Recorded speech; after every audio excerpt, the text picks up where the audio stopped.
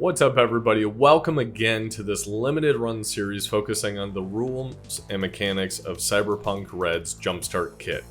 In this episode, we're going to be covering advanced combat, wound states, and death. Of course, this is all leading up to our live playthrough on Saturday, November 2nd for Extra Life, which you can find live at twitch.tv/slightlysaltedsquad. That's enough of that. Let's get right into it. In the last episode, we covered basic combat with both melee and ranged attacks. I did leave out one key mechanic though, which is called aiming for the head. You can do that for melee or ranged. To do that, you simply make a -6 to your attack check, and then if you're successful in hitting, you deal double the damage. A mechanic specific to assault rifles and SMGs is called the 3-round burst. In this, you make your attack as normal, declaring that it's a 3-round burst, but then for each 1 point you roll above your target's DV or difficulty value, or their evasion, an additional bullet hits your target, up to a maximum of 3. Caveat here is you're rolling against a different DV table specific to 3-round burst, the assault rifles, and the SMGs.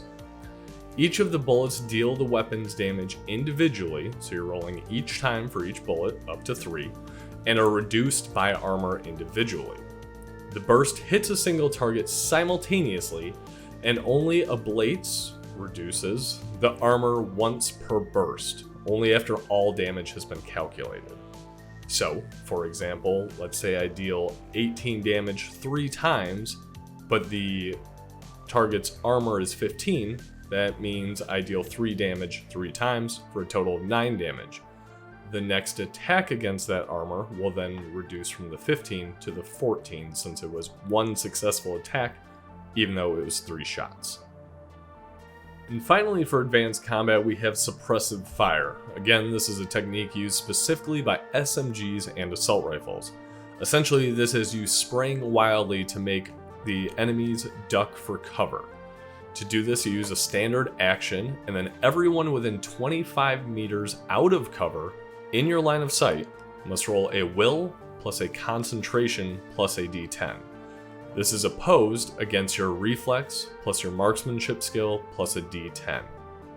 For anybody that fails that check against yours, they have to use their next move action to run for cover.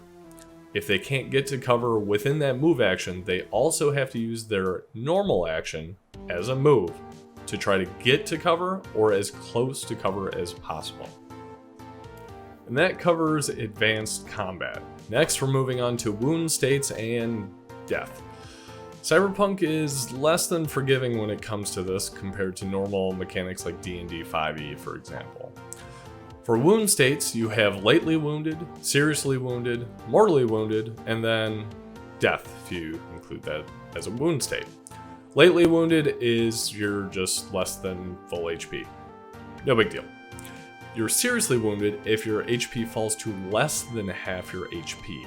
At that point, you either take -3 to all checks, if you're going by the core rulebook provided by the Jumpstart Kit, or, if you're actually looking at the easy reference guide they also include with the Jumpstart Kit, it's a -2. So that's kind of up to interpretation, I guess, as far as what kind of GM you want to be and how difficult you want to make it for your players. And then, of course, there's mortally wounded when you're less than 1 HP. In this state, there's a few things that happen.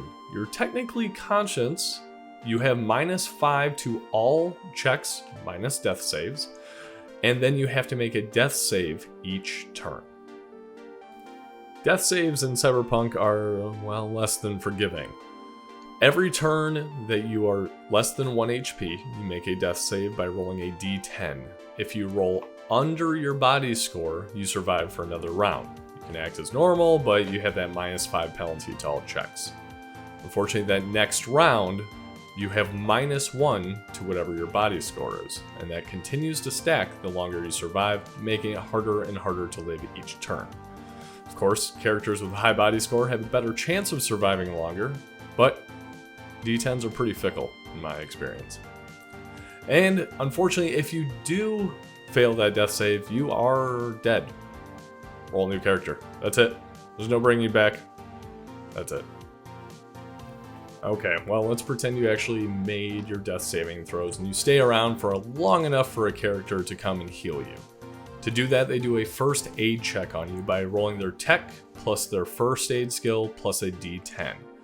Depending on your wound status, there are different difficulty values. For lightly wounded, it's a difficulty of 10. For seriously wounded, it's a 13. And mortally wounded, it is a 15.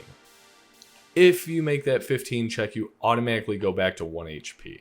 That means you are alive, you are seriously wounded, but you're not making that death save each time.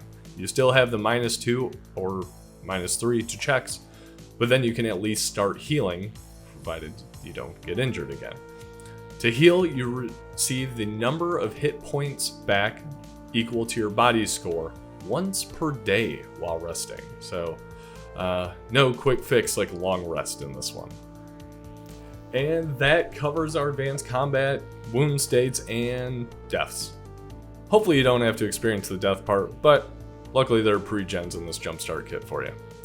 Thanks for watching, as always, and remember to check us out live at twitch.tv/SlightlySaltedSquad for Extra Life on Saturday, November 2nd, where we're going to be playing our first playthrough live around 5 p.m. Eastern. So, until then though, guys, stay salted.